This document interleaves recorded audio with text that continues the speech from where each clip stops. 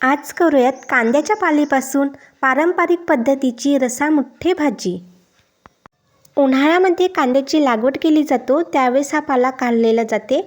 नाजूक राहते, हिरवेगार राहते आणि छोटा साईजचा राहते आणि जे कांद्याची पात आहे ती मोठी राहते आणि थोडीशी जरड राहते।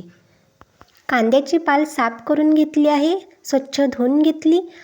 आता बारीक चिरून घेत आहे। बारीक चिरायची आहे, अशा पद्धतीने बारीक चिरलेले आहेत। 1 वाटी तुरीची डाळ रात्री भिजत घातलेली आहे। 5 ते 6 लसूण पाकळ्या, कोथिंबीर, अर्धा चम्मच जिरे बारीक करून घ्यायचे आहेत। आता डाळ बारीक करून झालेली आहे, याच्यामध्ये मसाले घालूयात। 1 चम्मच धने पावडर, 1 पाव चम्मच हळद, 1 चम्मच लाल तिखट, चवीपुरते मीठ, 2 चम्मच बेसन घातलेलं आहे बाइंडिंगसाठी। कांद्याचा पाला घालून मिक्स करून घ्यायचा आहे। आणखीन थोडा थोडा पाला घालायचा आणि हाताने कुस्करून घ्यायचा, जेणेकरून सर्व साहित्य कांद्याच्या पाल्याला लागेल, एकजीव होईल।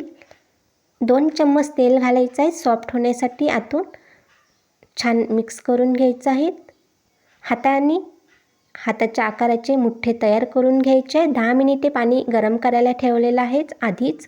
आता या चाळणीवर मुठ्ठे ठेवून द्यायचे आहेत। 15 मिनिटे वाफवून घ्यायचे आहेत।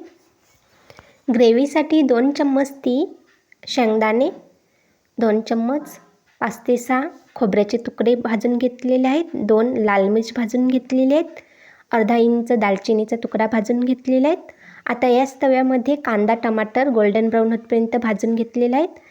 धने, हिरवे धने घेतलेले आहेत मी, छान बारीक करून घेतलेले आहेत। 3 ते 4 चम्मच तेल घातलेलं आहे। तेल छान गरम झालेलं आहे। अर्धा चम्मच जिरे मिक्सरला वाटण केलेलं घालून घ्यायचं आहे। मसाला परतून घ्यायचा आहे तेल सुटेपर्यंत। लसूण जिरे मिरचीची पेस्ट 1 चम्मच छान परतून घ्यायचं आहे। 2 चम्मच लाल तिखट, 1 चम्मच धने पावडर, 1 पाव टेबलस्पून हळद, 1 चम्मच गोडा मसाला, चवीपुरते मीठ घालून घेतलेलं आहे, परतून घ्यायचं आहे। आणि जितकं ग्रेव्ही हवी आहे, रसा हवा आहे, त्यानुसार गरम पाणी घातलेलं आहे। 5 ते 6 उकळ्या येऊ द्यायच्या आहेत। आता उकळ्या आलेल्या आहेत 5 ते 6, याच्यामध्ये मुठ्ठे घालून घ्यायचे आहेत आणि 2-3 उकळ्या काढून घ्यायच्या आहेत। आता भाजी मस्त शिजलेली आहे, बघू शकता तुम्ही, कलरसुद्धा मस्त आलेला आहे।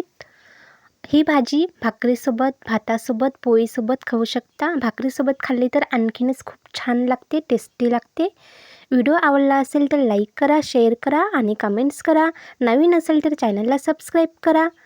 व्हिडिओ बघितल्याबद्दल खूप खूप धन्यवाद। पुन्हा भेटूयात नवीन रेसिपीसोबत।